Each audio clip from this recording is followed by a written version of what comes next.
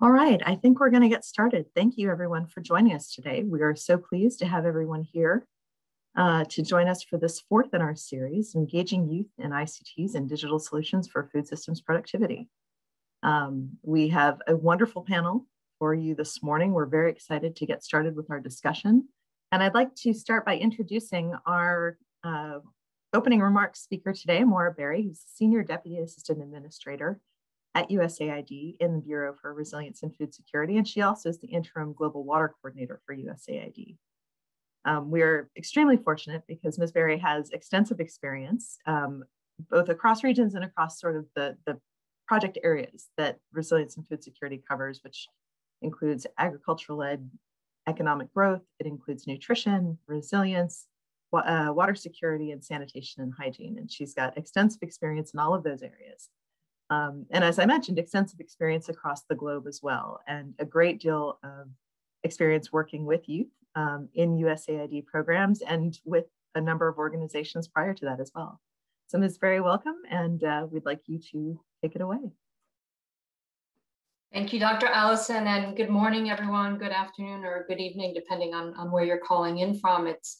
It's really great to join you for this. I've participated in a number of these learning events that have been hosted during the course of this week.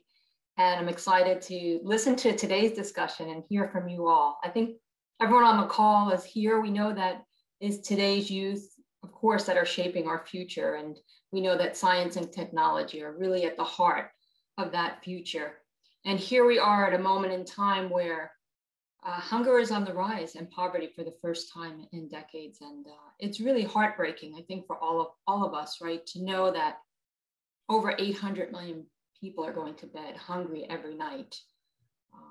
In a world of, in some areas of so much abundance, to know that that's the situation we're in is just so frustrating. And I know we're all on this call because we care deeply about the issue and want to move forward on some sort of an agenda to end global hunger.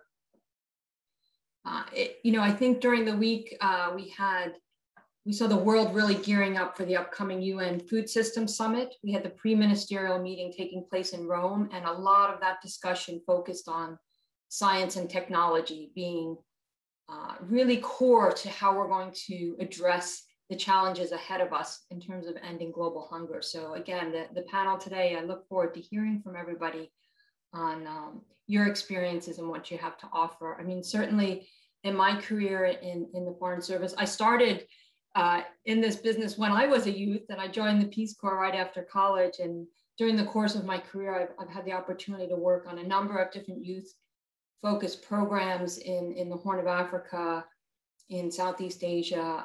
My last assignment was in the Caribbean. And I always find the work that we're able to do in partnership with youth so inspiring. And so I really look forward to hearing from all of you to learn how we can think more creatively. Of course, technology is changing every day, and technology in the ag sector, while there's a lot of exciting things there, I think there's so much more, obviously, that can be done. So with that, I'll leave my comments short and hand it back to you, Dr. Allison, to kick off the panel discussion. I think we're going to Jane, actually, but thank you. We will. Thank you so much, Ms. Berry. We've already covered housekeeping, but here's a little reminder for those of you who, if you're looking for what the functionality is, you can see what those little icons look like to help you navigate. And now I'd like to share with you, ask Jane Lowick-Izuka, who is the Senior Advisor for Youth in the Bureau for Resilience and Food Security, to give us a little bit of background in how we got here today. Jane, over to you. Thank you very much, Dr. Allison and SDAA Berry. Great thanks to GKI and Making Sense International for pulling together with our reference group for the Youth and Agri-Food Systems Learning Activity, this series that we've had on exploring the evidence for working with youth in agri-food systems, which we've had over the month of July. So USAID and US government has worked with young people for many years, but especially in the last 10 years, under the guidance of the Global Food Security Strategy and the Youth and Development Policy, among others, we have been deliberately working with youth and food systems, and in recent years looking at, what have we really learned, and finding that we still have quite a lot to learn systematically. So we, this past year in 2020, launched the Youth and Agri-Food Systems Learning Activity that Making Sense International is implementing. And really what we are looking at is, the strategies that we've been undertaking, especially over the last 10 years, and trying to look at the strength of the evidence for those strategies and determine, do we want to do more or less of some things according to specific contexts. And it's all really about how to do better and more with limited resources and a lot of urgent need, because as we know, youth need food systems and food systems need youth. The food systems where USAID works often offer the most potential for opportunity for rising numbers of young people, particularly over the next 10 to 30 years. So the sustainability of our food systems and also the creation of much needed opportunity for young people is an area that we need to explore together.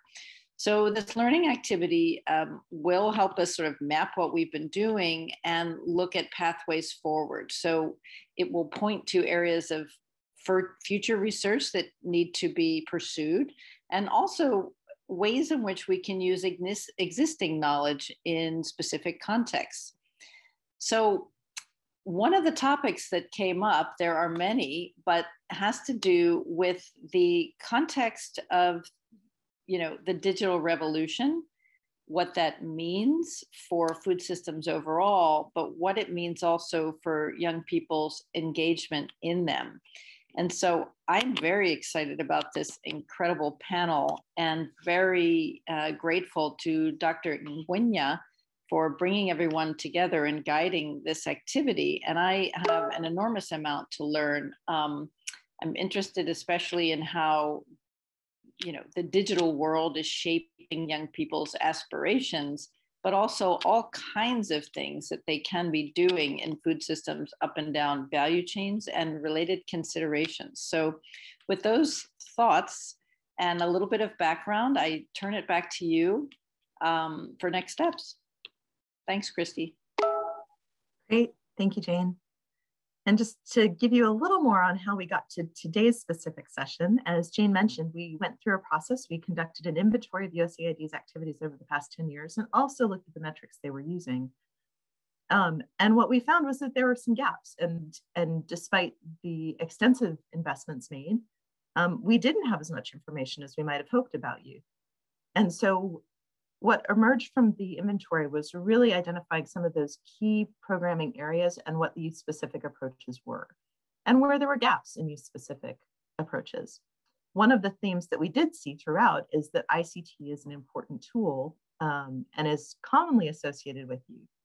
And since we didn't find as much evidence in the programmatic areas we wanted, we did then expand our process for exploring the evidence base. And we assembled this reference group of Dr. Nguyen and a number of other colleagues who are conducting research in other areas that make a nice multidisciplinary group for us. And we also conducted a literature review. But even with all of that, we still have some gaps in our knowledge, and we wanted to understand better some of the tensions and the debates that remain in those areas. And as Dr. Lokizuka said, we have some challenges here, right? We want to use this, use the evidence and use it appropriately. And sometimes the evidence is very granular. Sometimes it's very broad. And we want to know, are we taking the best approaches? Are there tools that we're missing from our toolbox? And if so, let's add them. If we're doing things that really don't generate the kinds of results we want, then we don't want to do that anymore. We don't want to waste those resources. We want to direct them in the most productive ways we can. So that's where we arrived at this learning series, was to really look at the strength of the evidence, determine how it aligns with the experience on the ground. And further, we also have an important question as we consider USAID missions, is looking at what evidence do they have when they're making programmatic decisions, what, if they have any at all, and how is that evidence interpreted if they've got it? What would be useful? So that sets us up for our learning series and the goals that we are hoping to achieve here. And today's panel is going to take us through, I'm sure, a very exciting exploration of the evidence of youth and ICTs for agriculture productivity. So with that, Dr. Nguyen, I'm going to hand it over to you. Okay. Hi everyone. I'm Nguyen. I'm joining you from South Africa. I'm so happy I see some people who are attending who also from South Africa. I noted somebody from Kenya. I noted people from Nigeria. I noted people from Zambia. Keep it coming. Thank you so much for joining us.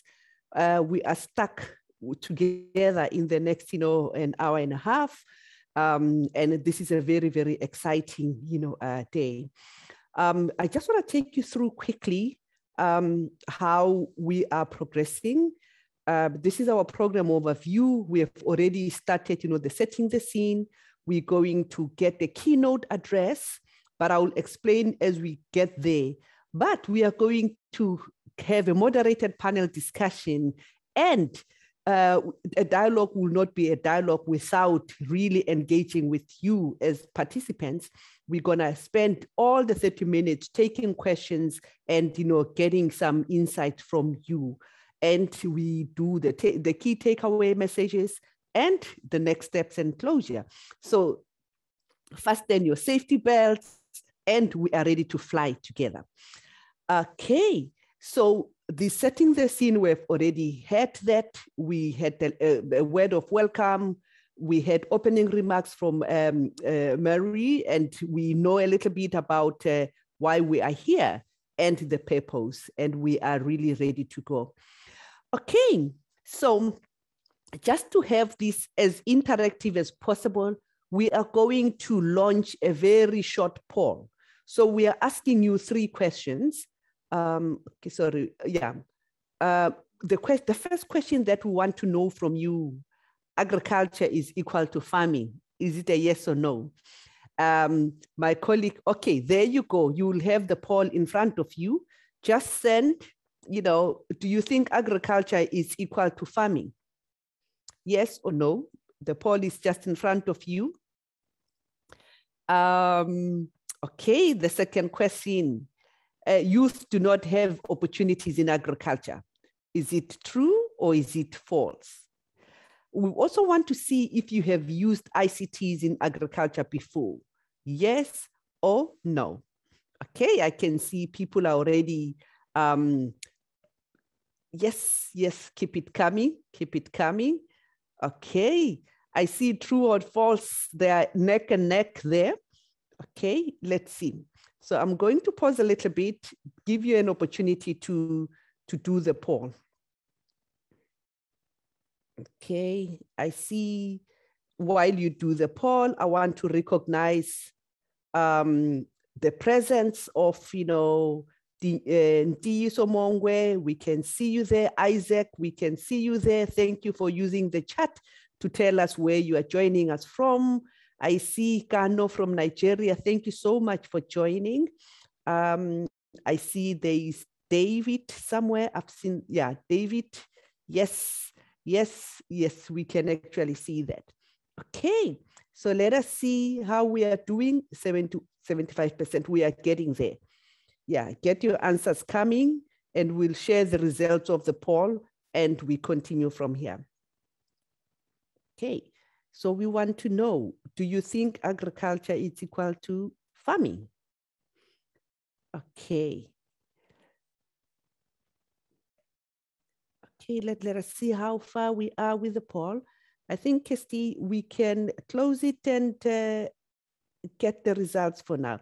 Okay, thank you so much. I'm going to stop sharing my screen so that you can see the results. Okay, so this is what we are getting. 30% are saying agriculture is equal to farming.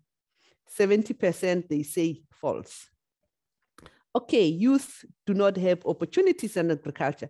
9% think so. 91% they think that is false.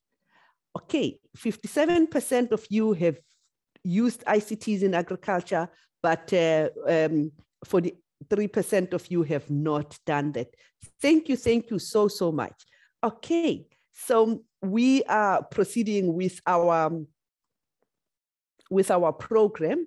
I want to introduce to you our keynote address for today. That is Nozipho Ndiweni. She's a founder of a company called No Line Communications. She's based in Pretoria, and she's going to tell us a little bit more about her role and the role of ICTs and digital solutions. And we'll see from her presentation if we are going to hear some of the responses of whether agriculture is equal to farming. Sis Nozi, may you please? Yes. Okay, so just unmute yourself while I load your presentation, and yeah. Yes, but in the meantime, everybody, good morning from wherever you're joining us. Name is Nozipho, as Dr. Nguyen has said. I am a television producer and owner of a production company and a communications company. But as soon as she puts up my slide, I will take you through that. As I said before, good afternoon, good morning to everybody. Name is Nozipho. I think I'll get straight into it. I will say that I picked the title, Leveraging on ICTs and Food Systems Productivities. Are there opportunities for the youth? I will take you through that and give it context. I will take it from where my company started, which is about 20 years ago. We've always been looking into communication, and you can imagine the kind of platforms that we were using at that time. But more than anything else, my company really looks into communication strategy development, content creation, and the development of educational material. Shami, I think, yeah. So if you visit our website, this is what you're going to see. You'll see that we're working in corporate training. We produce corporate training materials. We produce various work. We produce developmental and empowerment work. We go on to roadshows and broad-based communications. We host dialogues, webinars. In fact, yesterday we launched, we convened a media dialogue for the UNFSS, where we clearly stated that it was not one of those where you needed to come up with policies, but it was just one to make people in the media fraternity aware of what are food systems. I hope that will come through as we proceed as to why we went into that. Next slide. So most of our work, if you think about it, if you look at it, most of my work in the past 20 years has been staked. About 80% of it is in agriculture.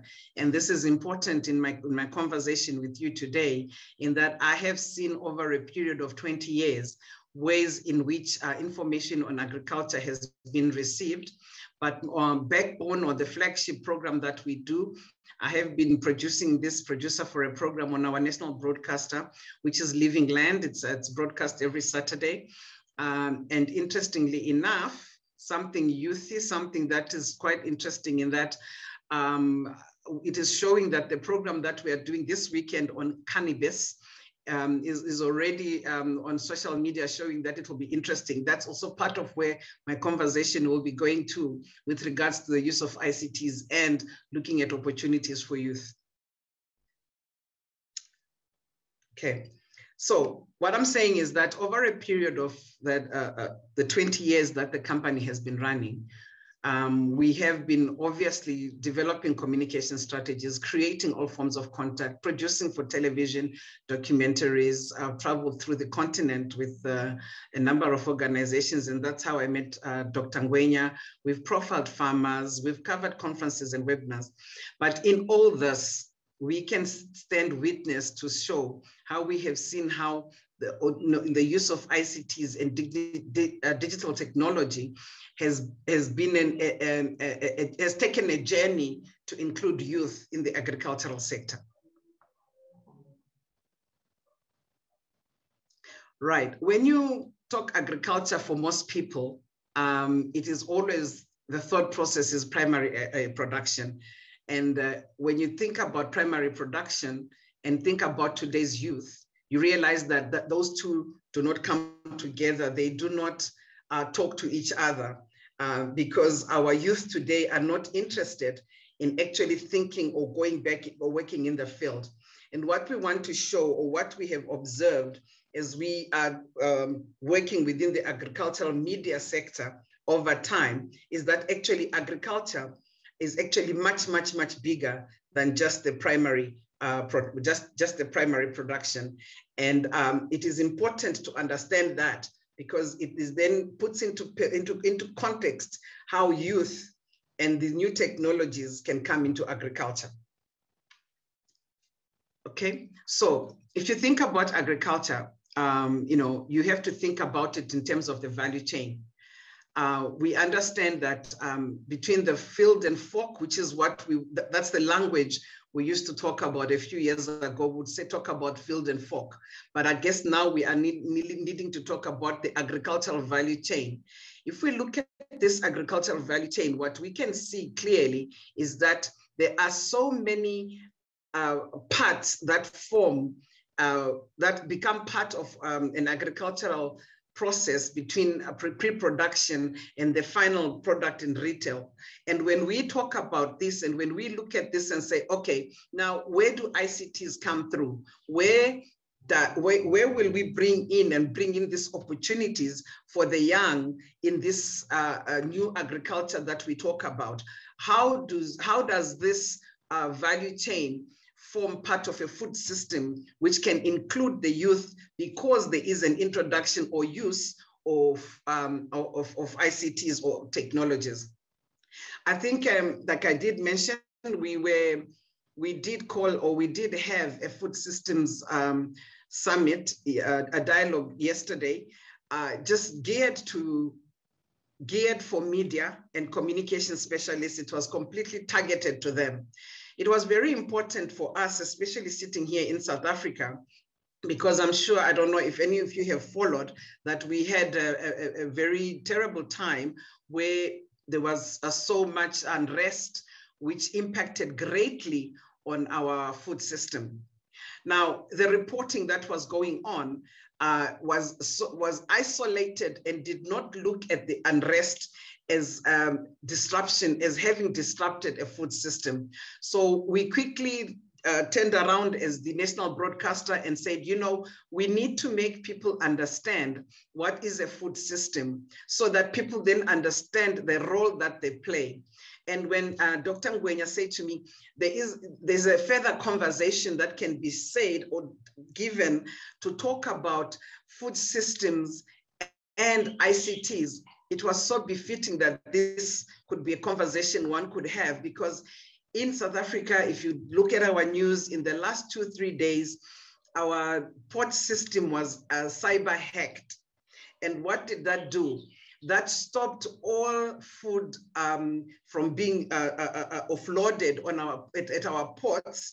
And what has that done? If you look into our news again right now, you will find out that everybody is panicking about food shortages, et cetera, and that's because of the cyber hack to our national transport system, which controls our ports, and therefore the offloading of food and that kind of thing did not happen. And in that process, the food system, as we would know it, where it is from field to fork, the food arriving at the fork was disrupted because the full chain food system of food arriving had been disrupted. Now, it's important for us to then acknowledge or think about the fact that food systems and ICTs and youth have a role to play, because our youth are not so much interested, as I mentioned in my last slide, they are not very interested or attracted to going out into the field and carry a hoe. And yet they are interested to participate within a food system chain in other formats. And this one format in which they can do that is coming in with ICTs within the actual process of producing food. So we can see that in the primary inputs, we will go further and look at, in the primary inputs, what are the opportunities of ICTs in primary inputs? What are the opportunities for production and processes in ICTs for our youth? What is the opportunity that sits in the transportation and infrastructure in ICT for our youth? And I think what I was previously talking about is a little bit covered in that. So in every part of the food system value chain, there are challenges that can be addressed with information communication technologies, and that already spells youth. So what are ICTs? In general, obviously, we are referring to any device, tool, application, networking components, and any system that allows people and organizations to interact in the digital world, right? So if there's certain age groups, interestingly enough, that it is such a day-to-day thing. Talking about all these devices or all this that we are talking about the ICTs is not a new thing to them. It's something that they live with. It's something that they have as part of their life. So what we are going to be looking at is, do they understand how the opportunities that are sitting within the agricultural sector using ICTs? Do they understand how they work? Let's hope we can unpack it in the next slide. Okay, so digital agriculture, we can talk about a wide range of technologies that are found within the digital agriculture. Precision agriculture technologies and smart farms. I will, I'll talk more of that later. Cloud computing, big data analysis, artificial intelligence, digital communication technologies like mobile phones, digital platforms such as e-commerce platforms, agro-advisory apps or extension websites, and many, many more tools that can be used within the digital agriculture. So let's look at it and say, okay, if you talk about precision agriculture and smart farming technologies, as I said, that it has been interesting for us to have started covering profiling activities in agriculture over a period of 20 years. The things I'm talking about now, especially within the African context, are very new in the farming, as a farming, to be used, something that is used in the farming technology or in the farming sector. So if you think about sensors, that today you find that your soil and water, there are soil and water sensors. If you think about imaging technologies, you're looking at satellites, remote sensing, and drones. You are talking about drones that can fly over an area and detect how much water is available in a plant, or which section of your land requires you to water. If I can just take a side there, I am aware of a company that is sitting in Johannesburg, whose work is actually in the outskirts of Mozambique. They are working on cassava production to supply our East Asia. Now, what is important, what comes out there is that the technology that has been given to the farmers is such that even attending because they are funding their processes, they are giving them money or funding them to farm, they then say, okay, you need to understand what you are doing. And for that, each farmer is given has got a tag. Whenever there is a meeting whereby it's a compulsory meeting and the farmers need to attend the meeting, they have to come with the tag, and it is recognized in Johannesburg that Farmer Nozipo or Farmer Jill or Farmer Mary attended, and Farmer Mary did not leave the meeting or the learning or the teaching session because they must tag out. So that's use of technology in farming, which was really quite interesting. So again, we go on to automation and agriculture, robots, spraying and weeding. Okay, I've taken too long. Okay, big data in agriculture. We understand. Sorry, Nozi. Sorry, we still have another 5 minutes to go. Okay, I'm a bit too slow. Okay, big data in agriculture, data capturing, data storage, data transfer, data transformation. All these things are things that are sitting within the agricultural sector. We need to find out and work out if our youth are aware of where they can fit in with their ICTs into these places of opportunities or gaps that are given. Of course, when we go into cloud computing, it's crucial in managing the big data. It enables easy data storage and real-time reporting across the value chain, which is important and can only be understood by people who are savvy with ICT. And again, that's a talk that goes to our youth again. We can go, yeah. So mobile technologies and applications. Mobile technologies and applications, have changed how we manage things along the value chain. And that is important because our youth are here to change things. The sector in agriculture needs to move with this change. And how is this change coming about if we do not help our youth to embrace the new technologies? There are so many innovative applications that are developed on a daily basis in a cost-effective way. I hope during the discussion time I can give examples, because what I do in my day-to-day is actually find these and report them.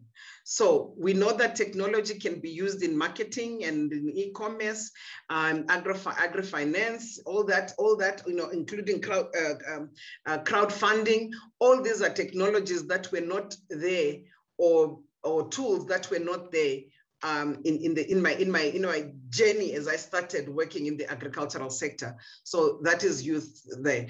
Social media and communications, I don't think I'm qualified to talk about that, but I think that there is nobody who is youth who does not communicate in social media, or who does not communicate in using any of those online platforms. So, but yesterday in our presentation, we had 2 young farmers who have actually started their own blogs, because they said that we as the media, we're not giving them enough coverage. We come in to cover their story with a certain thought process, but we do not understand them as farmers as to what they need. And so they have gone out and opened up their own media spaces where they invite likewise farmers of their own age, where they will understand each other and be able to talk about the things that are real, unlike me, who's not a farmer, who's then going to go to them and try and get a story. So all this obviously has to end up somewhere where there is knowledge management. We are saying that the youth have got access to all these things. They have access to devices. They have access to network platforms. They have access to applications. They have access to information stores. So our role, I guess, is to direct them to how and where they can go to find this this area of work. And so that means that there has to be collaborative engagements and virtual platforms which allow for our youth to understand the agricultural sector, by default, understand food systems, understand where they can come in through what we are doing today, a virtual platform.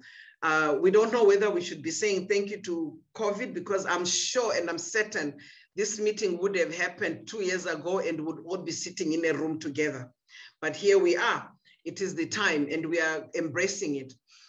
So again, with COVID, we wanted to speak through that to say that it has accelerated the use of digital agriculture technologies to support emergency responses. And I think that if you think of the UNFS dialogue, I know to date there are over 1,000 independent dialogues that have been held in preparation for the UNF, for the summit in September. No other time has there been a preparation that has gone to ground level, as one would put it, for a discussion at the UN. I'm certain of that, having been involved in agriculture for the past 20 years. So again, it is ITCs that have given up that opportunity or made it possible for us to do that. So the opportunities for youth through leveraging ICTs are endless within the agricultural sector, endless. There's just so many to mention. The challenge or the question is, do they know where to go? How do we help them to find where to go? What is our role as the people in the room, or the people that have the knowledge, or the people that have the opportunities, or the people that have the resources to direct the youth to use the ICTs, leverage of the ICTs within the food system chain? Okay, thank you so much. There is so much at every corner. I could have spent 20 minutes. I hope it was just a quick overview. But what was important was for me to say the journey I have taken from visiting a farmer and profiling his farm and returning to the farm 10 years later and finding the kind of technology that has taken place is a reason why I think Dr. Nguyen wanted me to talk today. Thank you. Thank you so, so much, Nozi. That was a mouthful. It's really, really a strong journey where you see how ICTs in agriculture can actually bring, youth. I want you to hold on there because I know people might have questions for you. But at this point in time, I want to bring young people who we cannot talk about young people without the young people. So I'm going to let me share my screen. We have, some nice, panelists that are coming from different parts of the world. I would like to introduce to you Joy Owango all the way from Kenya. She's a founding director for the training center in communications, but we're also going to fly all the way to Trinidad and Tobago, where we're going to meet Alpha Senon, who is the founder and the CEO of an innovative company called Y-Farm. Then we go to Canada to bring Stephanie Hyde, who is a digital media strategist. I wonder what that means, but she's here to tell us how she's actually playing a role within the food system using, ICTs. And we'll fly to Nigeria to bring along John Agbola, who is also a very innovative young man within the agricultural sector. And he's the ambassador of the CGR Big Data Nigeria. I'm going to stop my screen because I want them to avail themselves so that you see that they're here. Okay, let me get my panelists on board. Coming. Okay, let me see. I need to get a proper view so that we can see them. Okay, there we go. So at this point in time, ladies and gentlemen, we're going to have a dialogue with our panelists. We want to hear from them how they are having experience in the agri-food systems and using the different pathways. I will start with Joy. Joy, all the way from Kenya, Nairobi. I'm going to give you the next 2 minutes just to introduce yourself and tell us what do you do, especially along the food systems value chain. How do you come into agriculture? Over to you, Joy. Thank you so much, Dr. Nguyen. My name is Joy Owango, and I'm the Executive Director of the Training Center in Communication, which is in partnership with the University of Nairobi, Kenya, and we are housed at the University of Nairobi. And what we do is that we support researchers, research institutes, and governments on how to improve their research output and increase their visibility through scholarly communication and also open access and open science. So how we are involved in this process is actually through the research bit. And looking at what the keynote speakers was talking about, especially on big data, there is a rise in one of the digital revolutions that has taken place is the rise of open data and open science. And a lot can be done by the youth in taking advantage of these open access systems or open science systems in understanding the trends in agriculture, in understanding risk management or risk assessment, and also looking at ways in which they can monitor the natural trends in various agricultural food systems. For example, in the last 3 years, and I'm using an open access, an open science digital platform right now.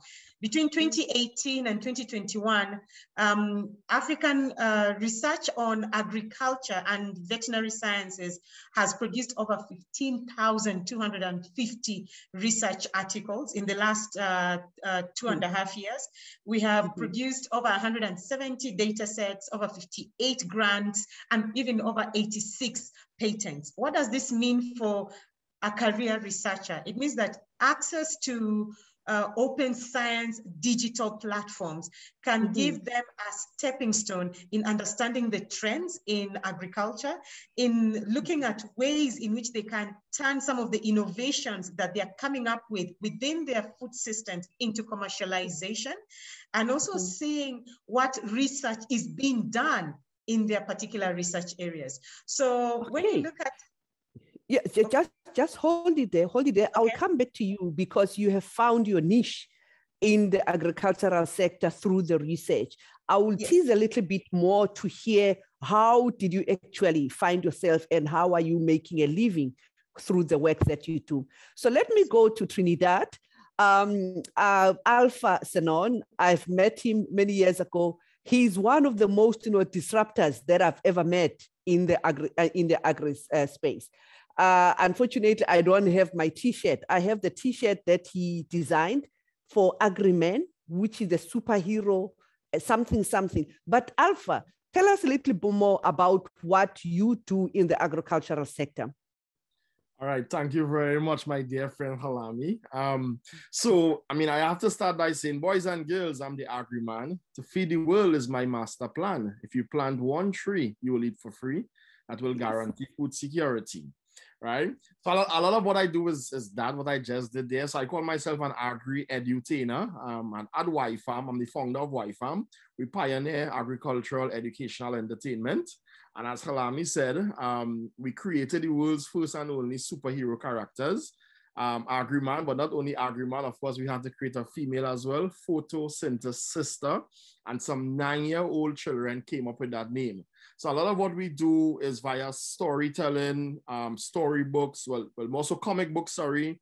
We recently developed a new app in collaboration with UNDP, the United Nations Development Program, and FAO, which I'll be happy to share more about. The picture in my background, hope you guys are seeing my background.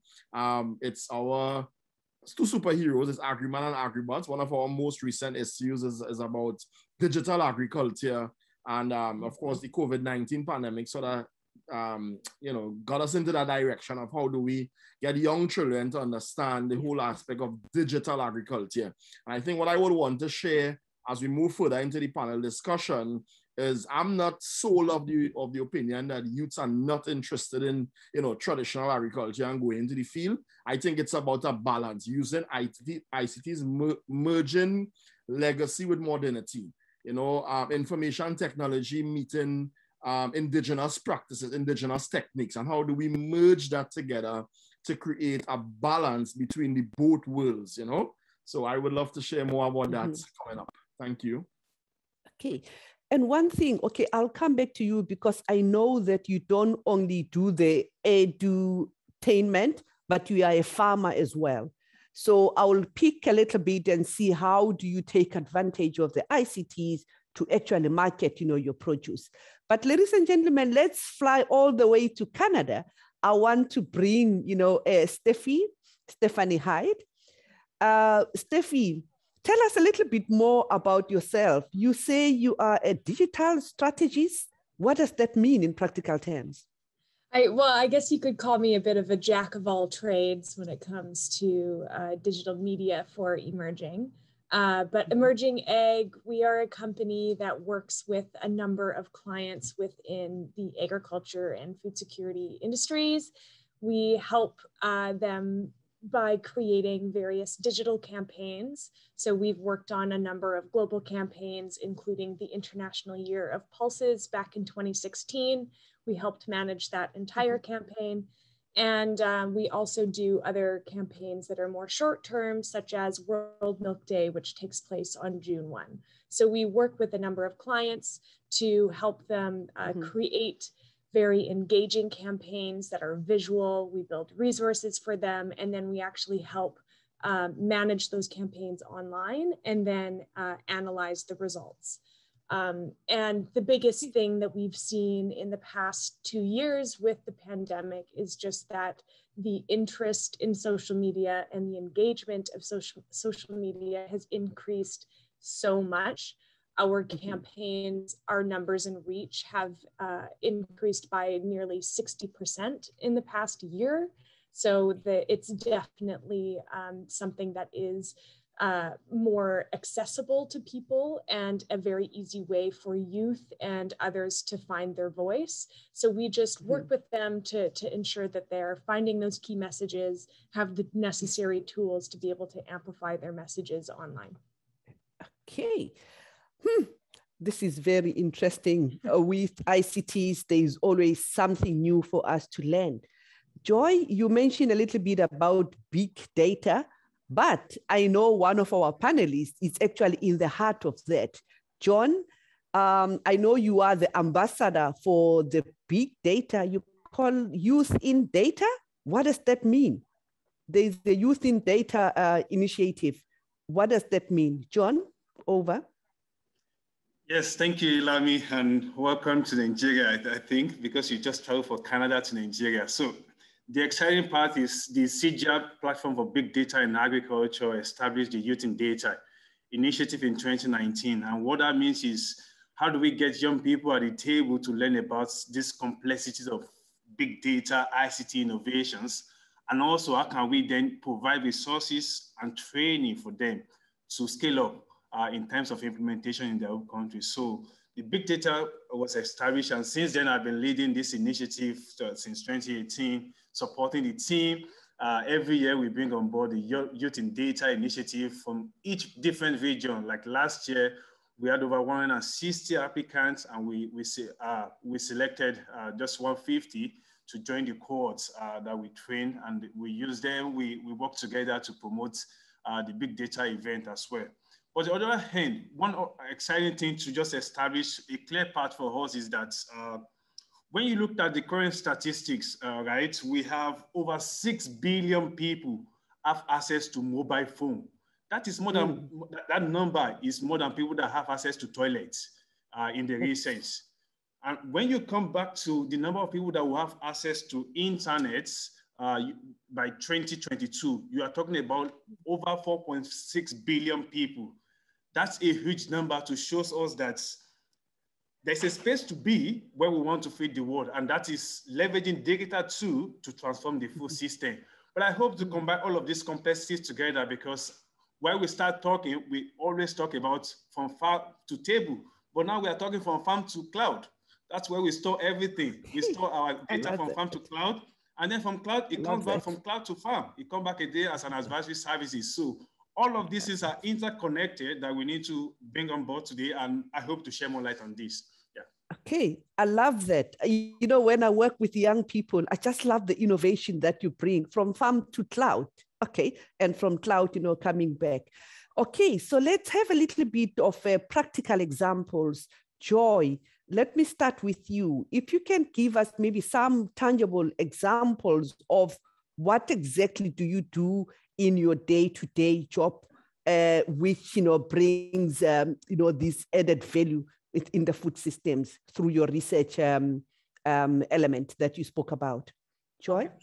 As I said, thanks to the digital revolution and the rise of open data and open science, one of the things we are doing actively is guiding researchers to access these open science systems so that they can use it to understand the trends in their research areas, understand how to use big data for risk assessment, how they can use it for analytics, which is extremely important because today agriculture is just not necessarily being on the farm and digging. It is somebody who is on his computer trying to understand the trends in the research area that he's focusing on, or understanding the dynamics that help in marketing his produce. So access to open science and the data that comes with open science gives this researcher who will in turn even support a farmer leverage through open access systems. And this is extremely important because especially in sub-Saharan Africa, one of the biggest challenges that we've had is lack of research resources.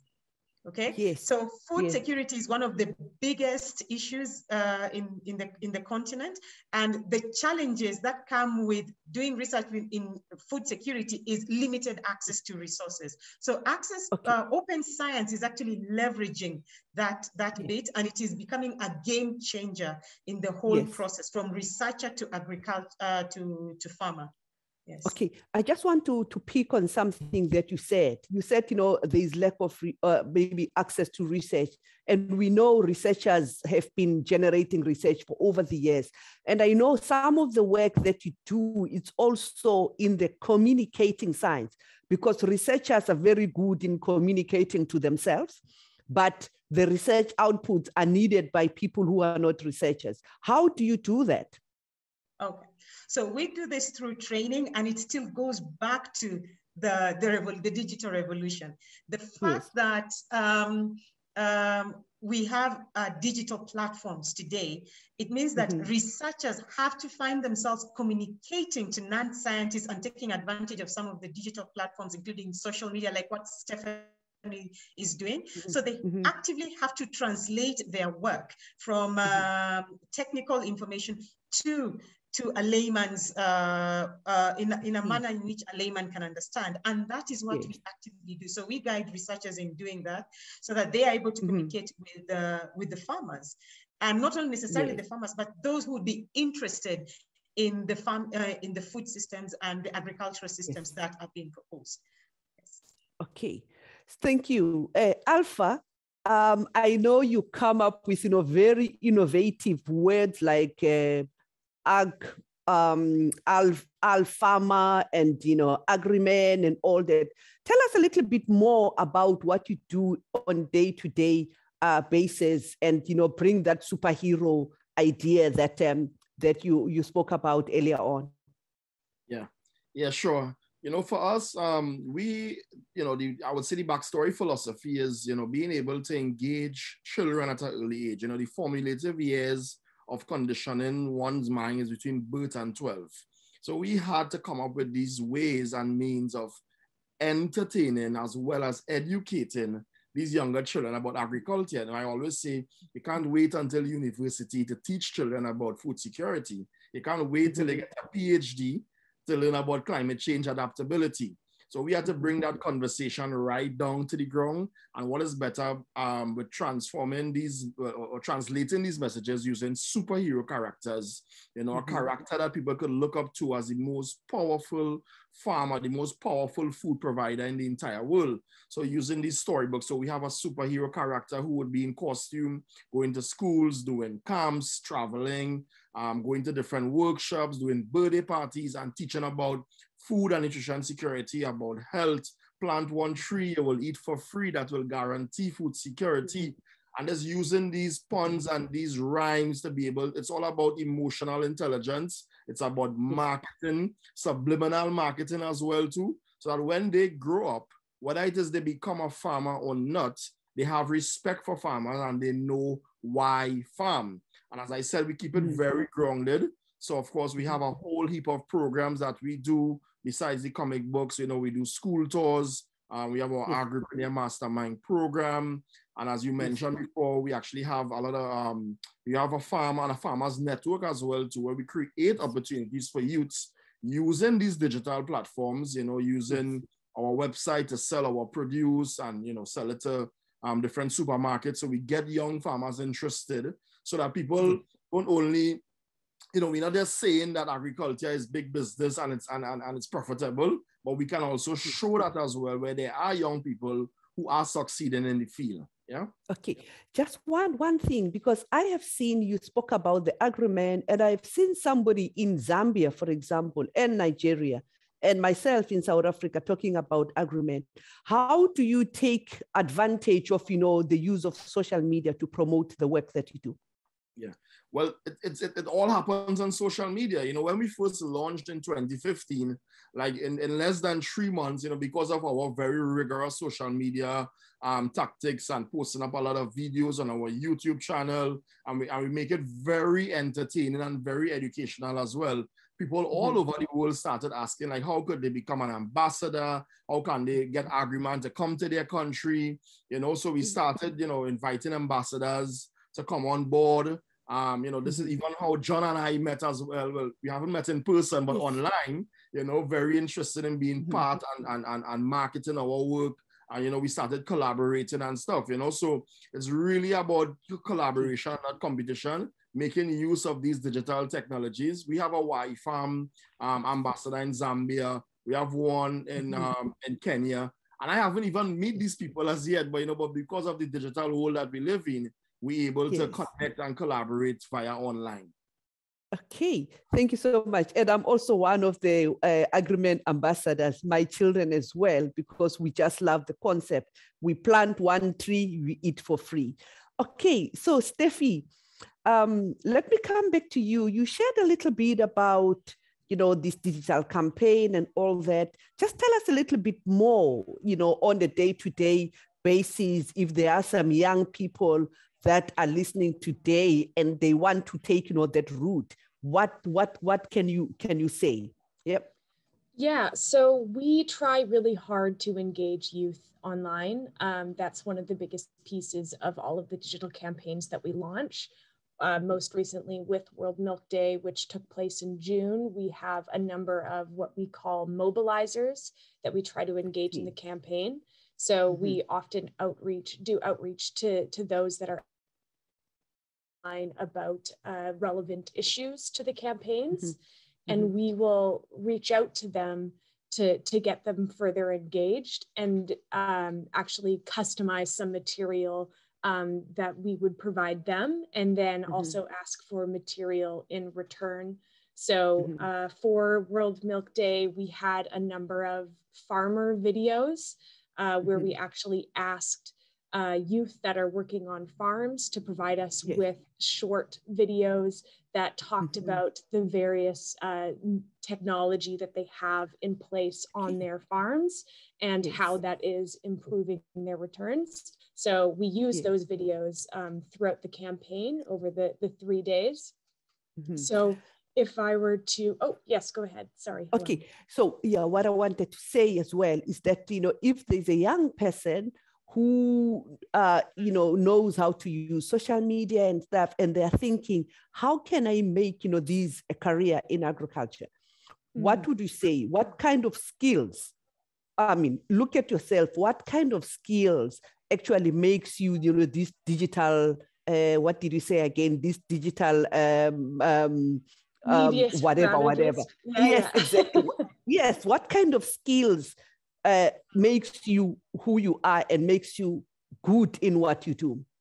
I think it's more so just having a key interest in growing your skills on social media. So making sure that you're following the right hashtags. So looking online at some of the key accounts within the industry.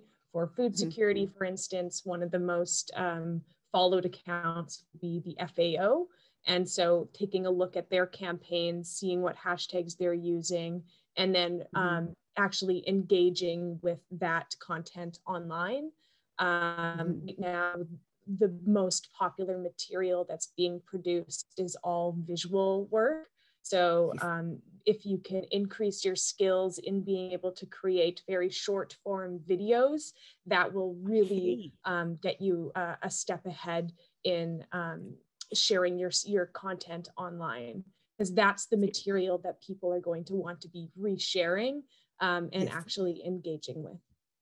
Okay, and there's something that I always say, you know, I talk with my my son and everything. There's one thing to know these digital tools, but you need content. So you also need to understand, you know, the agricultural sector, especially what our keynote speaker has said. You need to understand the system and say, with the skills that I have, where are the gaps and what can I use them in order to change, you know, something. John, last but not least, let me come back to you again and say, yes, you talk about this big data. Yes. So I'm just trying to listen if there is a young person there who's thinking, but how do I get involved? What kind of skills do I need to have in order to take advantage of, you know, these big data that we are talking about? What can you say about that? Yes, thank you for that question. And before I go on that, I'll say just 2 minutes on what Alpha and Stephanie said about social media. So it's become one of the most critical tools that we can use to change the mindset of young people about agriculture. And I'm glad that Maria Barry is on the call today. I met her in Washington, D.C. at a USAID event. And I kept talking about social media to the extent that she has to go and follow me on Instagram. Shows the power of bringing, yes, good to see you. Shows the power of bringing, connecting the dots. You have to create a wider network for yourself. So back to big data, this is how it works. We often operate at only one perspective, not at two perspectives, which I think it's wrong. Most often we focus, if you look at ICT, the aspect of developers and people that develop the innovations, and the aspect of users of that innovations. Young people, you'll find most of the young people will tend to be the users of the innovations that has been developed, while some of the young people will be the developers. But we tend to focus more on capitalizing on making young people to always be the developer of that innovations. It doesn't work like that. So how it works is, if we want to create an ecosystem that works, you have to understand where everybody fits. And many young people can develop, many young people can use it, right? And same thing is applicable by the time you look at the narrative of all of this initiative we're proposing. We tend to focus on people that are educated, the young educated adults, neglected those that have the informal educations. For instance, in the villages, those also, they use mobile phones. Like I just got the statistics of 6 billion people have mobile phones. So how do we connect the dots?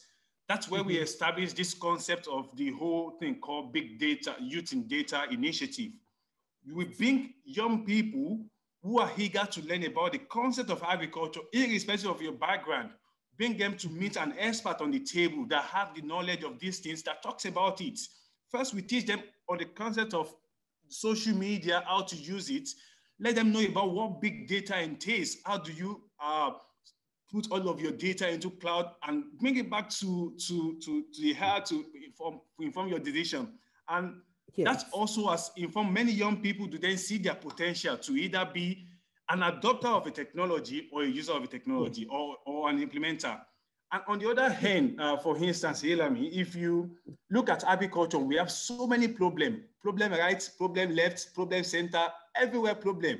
But the full system needs solutions. It needs digital tools. And I'll take one example for that. Look at our agric extension in Africa. Farmer wants to produce, but he doesn't have the knowledge. Sometimes he wants to apply fertilizer. Instead of applying maybe a 50 kg, he applied 100 kg. Then the whole thing got burnt. And he said, no, I'm not going to use this technology. It's not working for me, right? That's one problem. And in extension agent, for instance, in Africa, we have one extension agent to 2,000 farmers. If you come to Nigeria, for instance, you have one extension agent to 5,000 farmers. Sometimes you even get to one extension agent to 10,000 farmers. That is a big gap. But with digital innovations, with ICT tools, we can offer agronomy trainings for farmers. You can send drones. For instance, evidence has shown that if you use drone to to fly drone to cover and take example of your soil, your plant heads. It can save you up to 25 to 70% of time and cost, rather than using a conventional way of just taking samples and all of that. So we see that as potentials where young people can either offer this role, play this advocacy role of using SMS tools to support farmers on agronomic practices, or how they can also use social media to promote their innovative practices as well. Thank you so much. I can see, every time when I talk to young people, I see the passion, that comes with. Ladies and gentlemen, I have, there are a number of questions that I'm seeing, and we'll open up, the platform so we have a conversation with our speakers. So we have here Joy Owango all the way from Nigeria. We have John Akwola from all the way from Nigeria. We have, Stephanie from Canada. We have Alpha, and we also have, Sis Nozi. We would like you to join the conversation. I'm seeing a number of questions from the Q&A plus the chat box. I'm going to start with, a question that is coming from Isaac.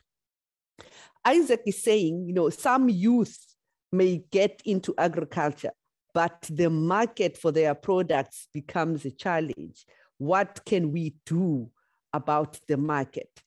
Alpha, I want you to prepare a response there, because I know that you are a farmer as well. How do you, address, the issues of the market from your end?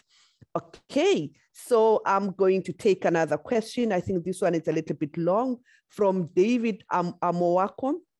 While we talk on youth engagement in ICT is unrelentless, the way we can engage youth in agriculture. Okay, so where do we place youth aspiration when it comes to, let me see, when it comes to these goals, we have to achieve. Okay, it's a long question. Let me see. Okay, furthermore, okay, fine. I will come back to that. So let me get, a very short, a question somewhere. There is a question from Sipo. Okay, how do we decentralize ICT into rural farms? So basically, the whole issue of, the rural divide, where the internet is a challenge. How do we actually address, that challenge? I see John Mayer there. He spoke about, inspirational stories and exciting new ideas. But I wonder about scale.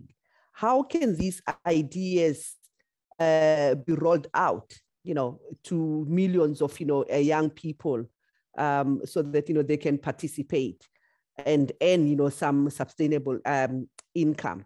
Okay, so let's, hear from our panelists the issues of the market. How do we roll it out so that people can actually earn, income? And how do we address, the rural divide? Alpha, let me start with you. Yes, very good question. I think my first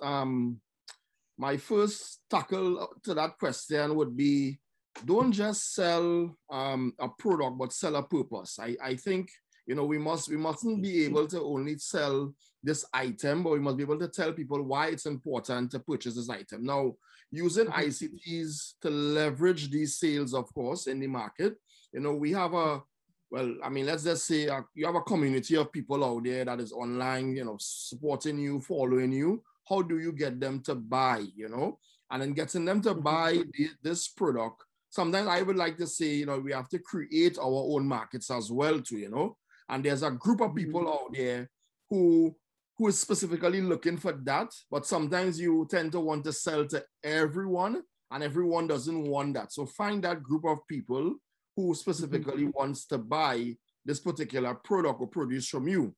Now, using ICTs to definitely, for your own advantage, of course, should be a huge benefit, because we live in an age where everyone is online.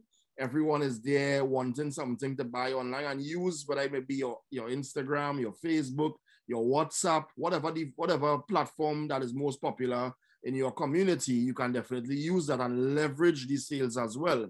And I think lastly, I would say you must build a brand, build something that is unique, and it don't matter if it's just the name of the project, if it's the name of the item, if it's how you sell it, find ways that people could get bargain, get deals, even if it's that you make them feel they are getting deals. Do these things and allow them, and allow your brand to be exposed more and more so that it becomes a trend online, and people could start hashtagging, your brand, or they can start quoting you, etc. And you want that when you sell to people, you always want them to be able to take a picture of that product or that produce and post it on their story or their Instagram, and they will allow you to get more followers and more buyers as well too. Yeah. Okay, so what I'm picking from you, Alpha, is that yes, we have to look at the formal market, but you can also take advantage of the social media to create your own market. But selling the purpose, not just the product, and the whole issue of branding, is also very important. Okay, so let me see who's gonna take the question of how do we address the issue of the digital divide. Who wants to take that?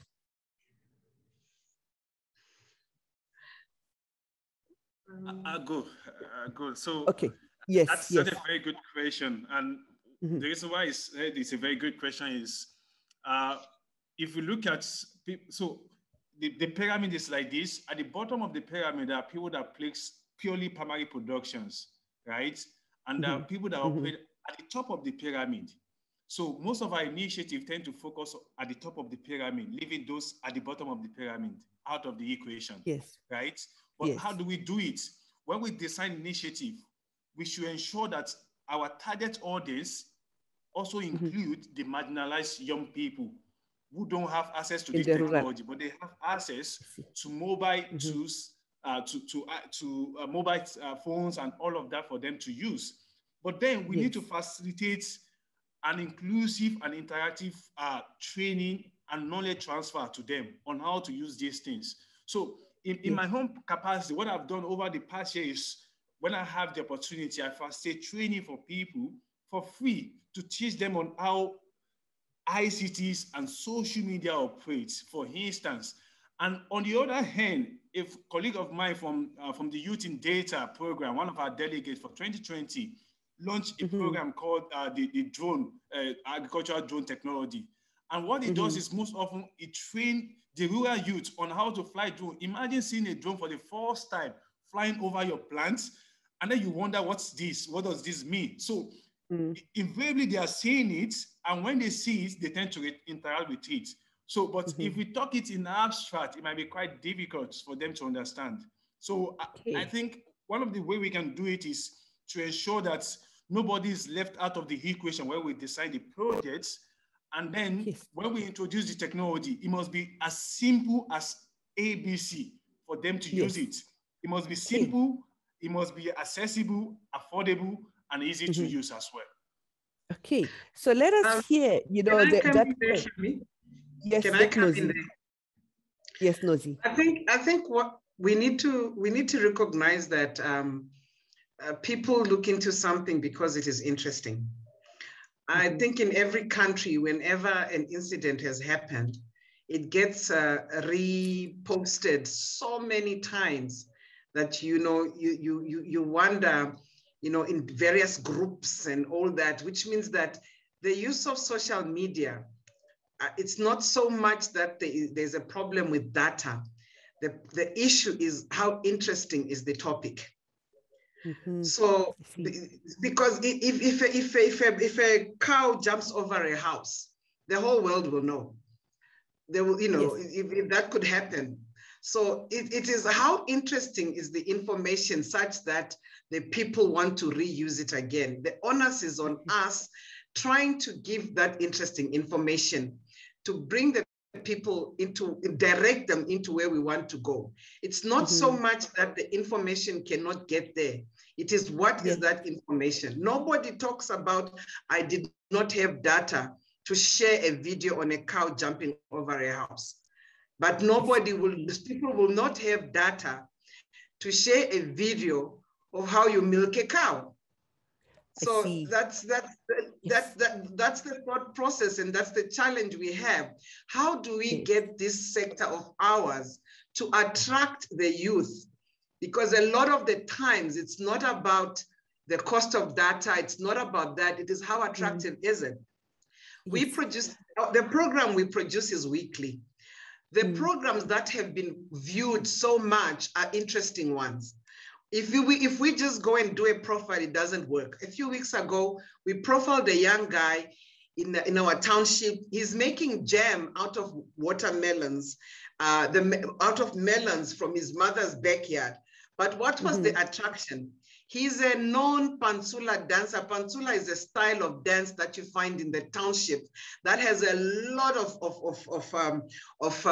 following. So we used that. We used the fact that Honte is a Pantsula dancer and also a farmer who's farming in his backyard and making jam. And then we go to a farm that is giving millions and exporting and everything else. The viewership is so low. So it is clear that the stories need to be attractive for the youth to go in there and for the youth to find a space and then say, okay, I can market my products like this. Okay. Thanks. Thank you so much. This is so exciting. Let me go to that question that John Mayer asked. So he wants to know about the scale. How can these ideas that we are sharing be rolled out? But the question is, how can young people earn, a very good living out of using, ICTs and yes, but I want, as you are responding to these questions, I want you to use yourselves as examples. Who should want to come first? Let me take, Steffi. Yeah, I mean, I think in terms of reach, Alpha and Nosy have both mentioned the fact that it's so important to be telling your story in a certain way. And Alpha said that it's important to sell a purpose and not necessarily a product. And that is absolutely the way to do it. And that's the way that you're going to see higher reach in your engagement online. And especially right now in the wake of the Food System Summit, there are countless campaigns and resources that are available that can provide you with the building blocks in order to create these social media moments. And one that comes to mind is a campaign called the Awakened campaign, which is actually looking for farmers and youths that are working in the field that have stories to tell. And they would actually work directly with them to help teach them how they can tell their stories in an engaging fashion. So if you look online and if you're following the Food System Summit online, there are a number of social media channels as well as the hashtag food systems that people are using to promote these resources. But I would encourage everyone to look at them and to actually engage. I think the biggest challenge for people, and especially youth, is simply just their confidence. They may not realize that their story is worth telling.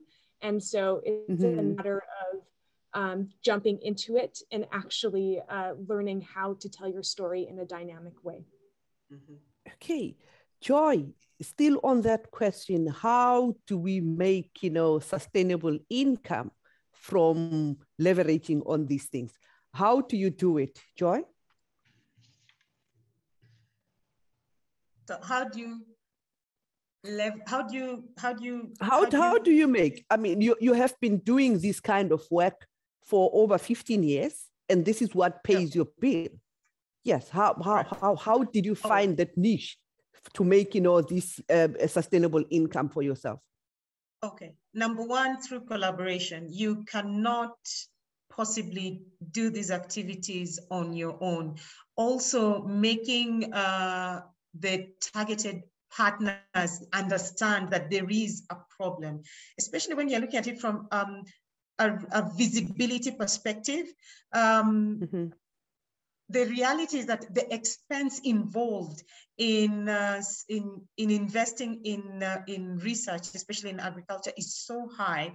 So when you're showing targeted stakeholders that there's a free option that can help in increasing your visibility, which can in turn be used to later be presented to non-research scientists, they will be quick to listen. So through collaboration was extremely important, whether it's with the institutions, whether it's with governments.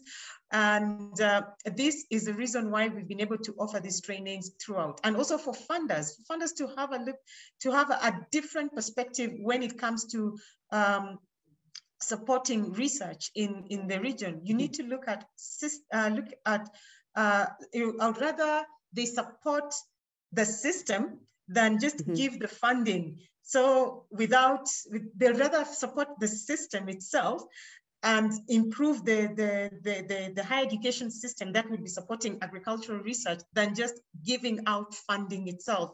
So that at the end of the day, what are we looking at? You're looking at a higher education system that is self-sustainable, which will support agricultural researchers, and in turn the agricultural researchers will have a platform which can be used to highlighting the outputs to farmers, and also platforms which can be measurable, and all of these are free. So that is what has really helped us in making sure that all these using digital platforms in increasing the visibility of the output that is coming out of the institutions. Thank you. Jane, I see you have, some questions, and because you are part of, the team and you are able to talk, I will give you an opportunity to ask those questions yourself. But before we do that, just prepare yourself, Jane. There is also another question from Nkole Mwamba. She says, some youth may get into farming, but the issues of land, so the issue of land, it's a big issue. She's calling from Zambia. What can you say? And I know sometimes we talk about vertical farming and all that. What other innovations have you seen where young people, take advantage of whatever technologies, even when the land is limited? What can you say on that? What kind of innovations have you come across to address the issues of, land? We've just filmed a snail farm. A young man sent us an email to say that during COVID, he's actually an industrial engineer. And because of the lockdown in COVID, he was doing a little bit of research and found out about the Halifax farming. And he did his research and found that in South Africa, there are only, there's a shortage of farmers that are farming in snails. And he then contacted them, started the whole process, and invited us to film him in the process. And that led us to go and actually film, which was so interesting because it was not even more than 10 kilometers from where we are, a big enterprise that is growing snails. But here's the thing. If you talk to an ordinary person, an ordinary Black person, let me say, and talk about snails, it's never thought of as food. But this young man took the time to research and therefore did his research on what can you get out of snails. So there is the medicinal part, there's the cosmetic side, and there's the restaurant side. So we then went out to make a whole episode for the national broadcaster on that. But that is because a young man sat down and said, I'm bored. Let me flip through this whole media and let me flip through, and found out that there's snail farming. So maybe it's not so much about what is land, because the area or the space required to give you the money of growing the snails, I didn't know that until we started to do the research, does not require you to look for a lot of land. It's just a matter of understanding this new technology or understanding how to farm snails and how you can layer them up within that. And the suggestions were, you know, you can do this in an abandoned warehouse. You can do this in your backyard. You can do this. So the scale of how you can grow this, the size is all dependent on the land you have, but the usage of the snails is a lot. So it's that kind of thing where the youth themselves need to think outside the box about, you know, when everybody talks about we want land, you obviously, the first thing you think of, they want to grow something. They want to, you know, they need the land to grow a crop that requires a lot of land. And when you think about that, it is the scale, how much land gives you a lot of money? How much land do you convert? So, but if you're using the new technologies, this is how you can do that. So it's a matter of them investigating what is the gap that's sitting in the market, which has a lot of help in technology for them to go into farming and not talk about land. Yes, thank you so much. Jane, I just need to hear your voice a bit. I know you had a number of questions for our panelists. I want to give you an opportunity to ask that yourself. Wow, well, thank you so much. Yeah, I asked a lot just to be chatting back and forth, but maybe I could zero in on one and maybe pick up on John Meyer's question again too, because we're talking about all kinds of different types of markets, which is also true.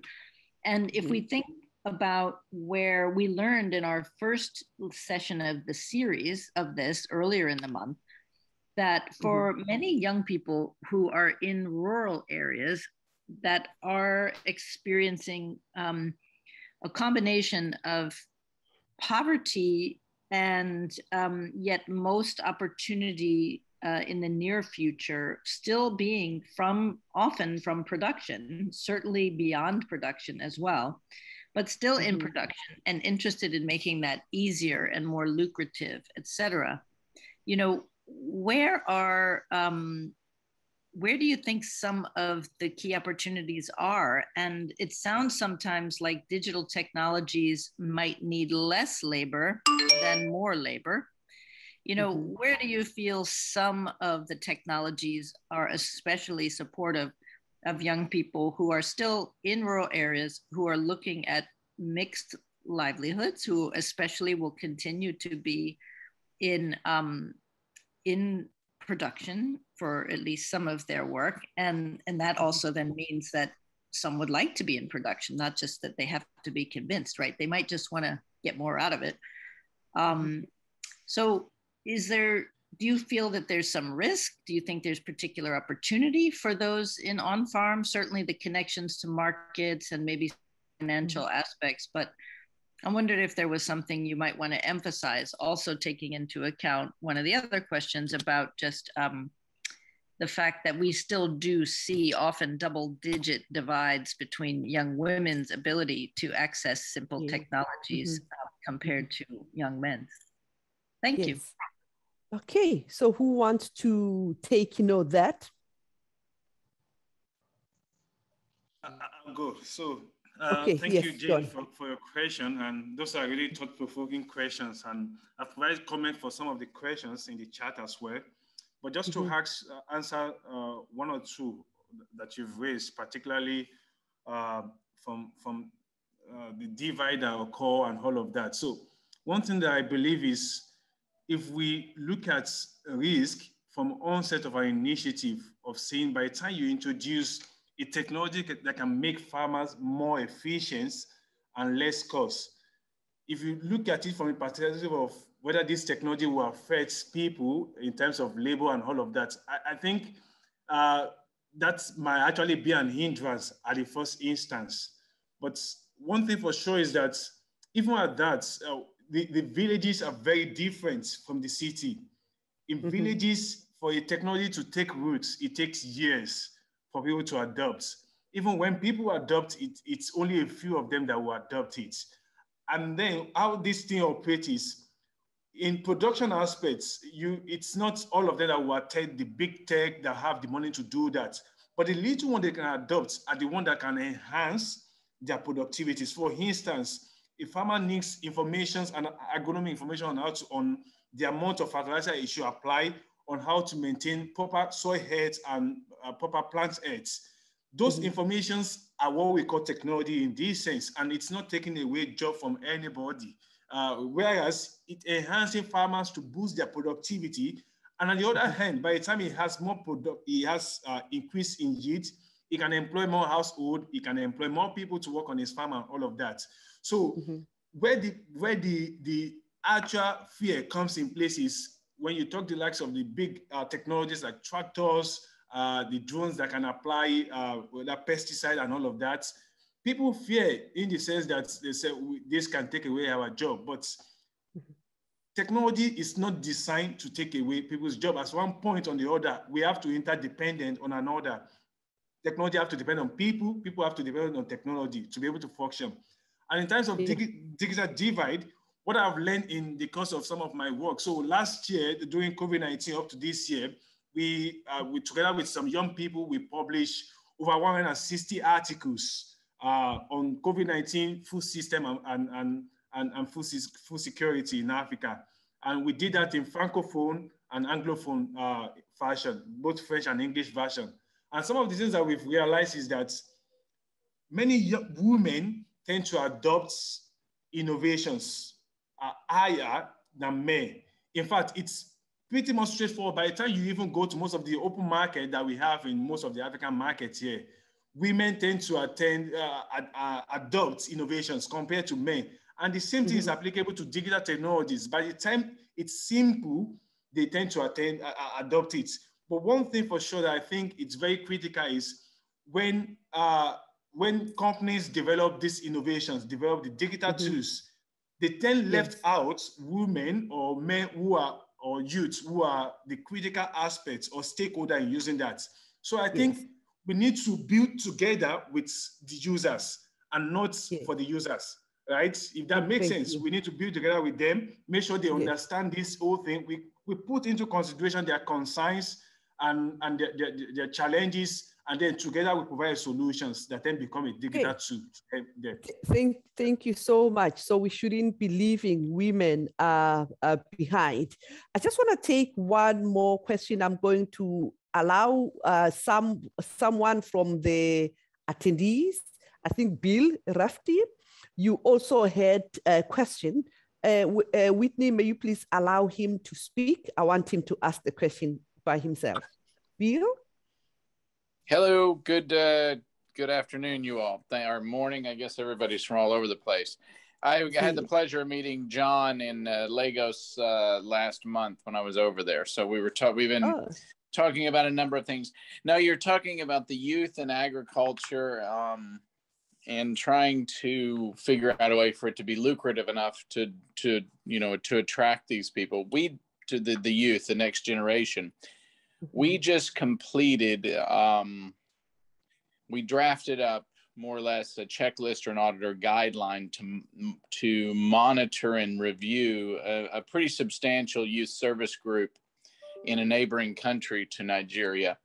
And basically what this program, it's in the cocoa sector, and what it's doing is providing additional training and some income or revenue to these small groups of 10 youth who go around the farms after receiving training and are doing some pruning, weeding, and are being exposed to other global gap,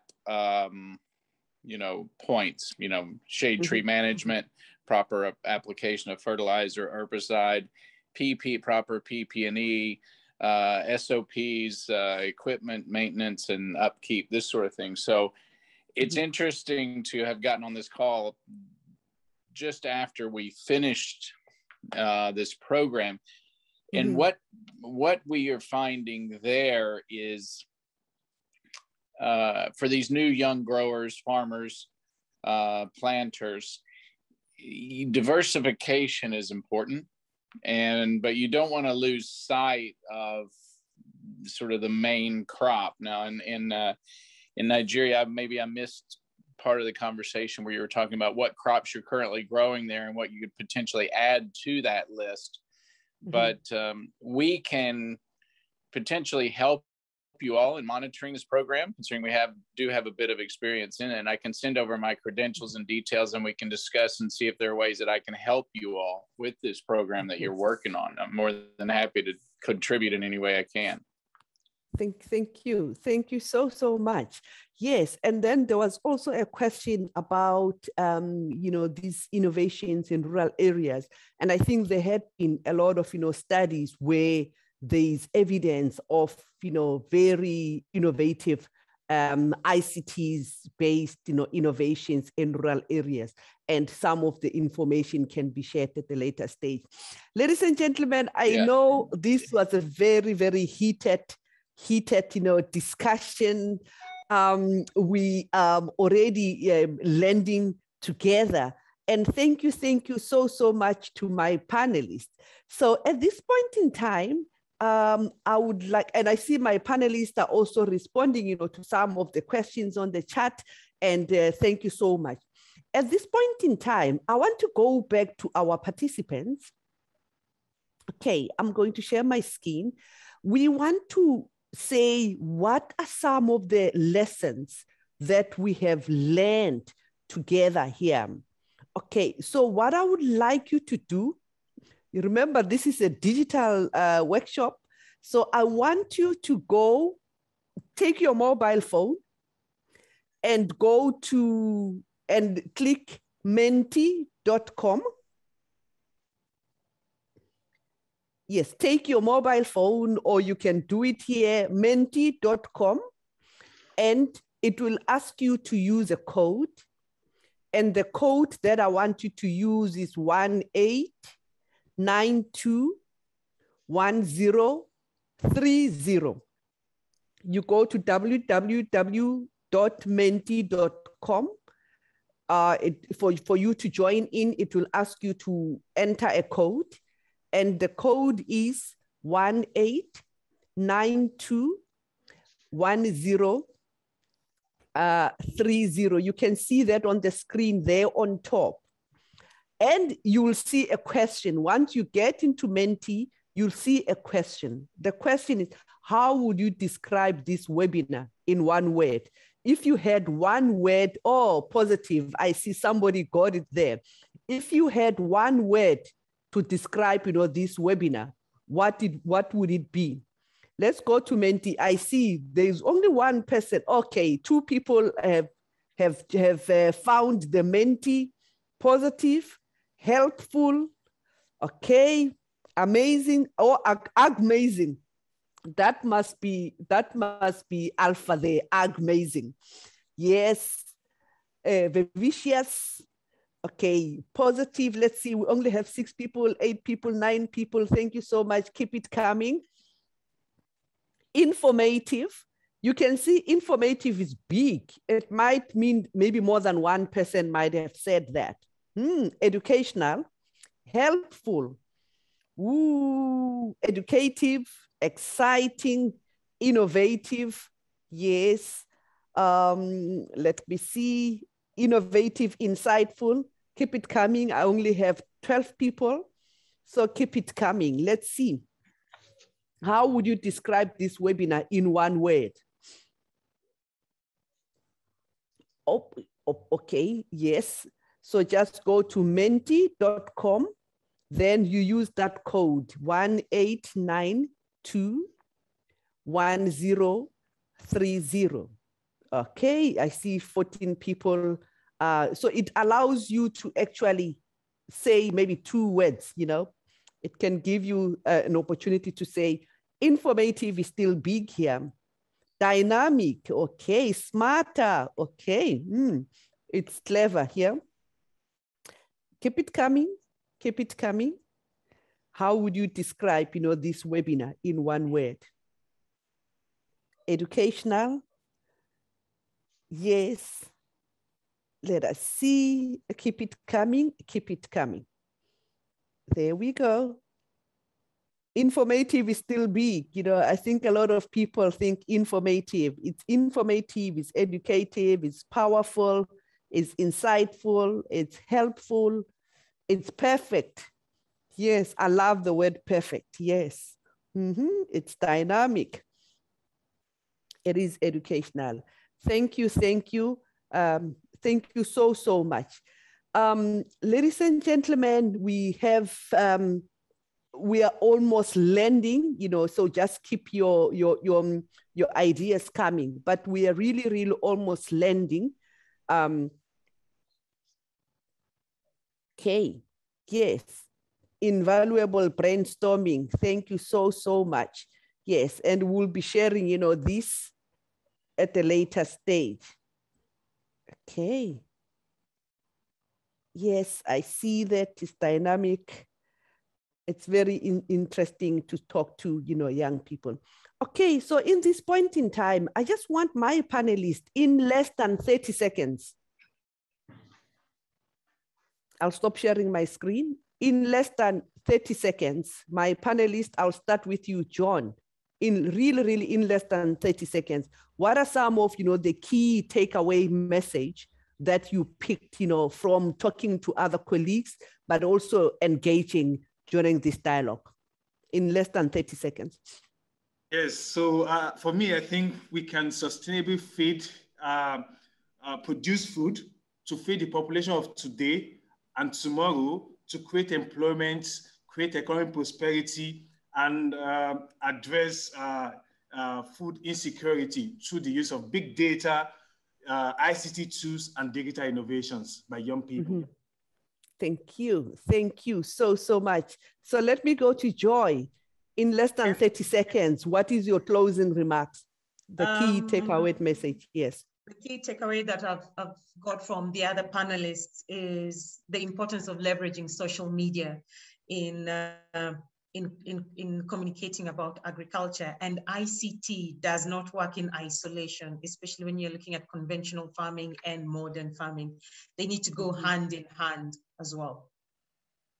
Okay, thank you. Steffi, what is your key takeaway message? Yeah, I would echo Joy saying using social media to amplify your messages is essential. Do not be afraid to engage with the conversations that are taking place online. No campaign is too big for you to be involved with. So please follow the hashtags, reach out to other social media accounts with bigger followings, and through that you can grow your network and increase your reach. Okay, thank you so much. Then I'm going to Alpha. What is your takeaway message, take home message? Yeah, I think that's the strength in what everyone have been saying. Young people must be able to find the I in their idea, find the you in their uniqueness, and find that place in the agricultural value chain where best exemplifies your authenticity as a human being. Be authentic. Find that space in the value chain that you could be your best you, and not necessarily have to, the challenges of finding land, etc., but create that value there, that best that gives you as a person and what you have to offer to the whole, and use those ICTs to be able to expand and expand your reach globally. Thank you. And Nozi, what is your takeaway message? I think my takeaway message is that understanding food systems leads to working ICTs for youth. If youth can take the time to really understand what is a food system, they will find the gaps within that where they can fit in and come in with innovative ways to work within the ICT area of agriculture. Okay. I think that is my thing.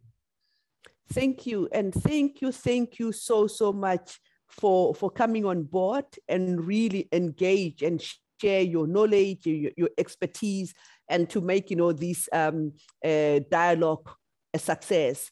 But I also want to thank, all the participants there for raising, questions and really attending. At this point in time, I'm going to take, in my language, we say tintambu. I will say tintambu hiteto. So I'm actually taking it back, to Christine. Christy hiteto tintambu. Thank you. Sorry, I couldn't unmute. It didn't want me to take it back. Yes, yes. Thank you so much. Well, yes, thank you all. It's been a really, really pleasurable discussion and listening to the debate and all of the wonderful ideas you've shared. And we appreciate the effort you took to answer the questions as best we could. We can't get to every question during these, but I think this was a really fruitful discussion, and we're so pleased. And we hope it was as useful for you all as it was for us. We are, at the moment, we have no further learning series activities planned yet. There will be more. We do hope you will all stay in touch and that we will have a chance to continue to connect with you as we continue to explore these issues and look at new ways of tackling the challenges we have in front of us. And before we close out, Jean, did you have any last words that you wanted to share? Go forth with ICT. Yeah, I think, no, you've all been incredibly inspiring, and I really think you've set the tone for engagement and recognizing young people's potential. I really feel like this session has been inspiring and points us in many different directions. So I think we have a lot to think about across those different directions. And I love, I think it was you, Alpha, who also said, for people to find their authentic selves. You know, there's no one pathway. There are many opportunities, and some we don't even know about yet because of new innovations in food systems. So the ideas of taking advantage of some technologies, ICTs and beyond, and working really to target strategically how some young people are still not yet able to use them effectively is critical, while also kind of building a bridge to the future with young people at the forefront as key partners and looking at things we probably can't even yet identify that will be new and useful. So it's kind of a very dynamic space, but one where I think when we start to think about scale and impact and who could benefit more almost immediately, there are some urgent actions that can be taken. And I love the range of creative ideas, everything from comic book characters to targeting bigger social media cats and other things to have voices be heard. I'd say today we probably didn't talk as much about risk. There is risk here, but like we said, we will, keep the conversation going. And I thank you all so much again, the participants and all, everyone who's made this possible. Thank you. Thank you. Thank you so, so much. Yes. And that is very true. The issues of, risk, we talk about cyber security and, the digital literacy and all that. And I think that will be a debate for another day, but we are mindful for with all, the risks that comes with, the ICT use. Okay, thank you so, so much to our panelists. And thank you to the organizers. And thank you so, so much. Good.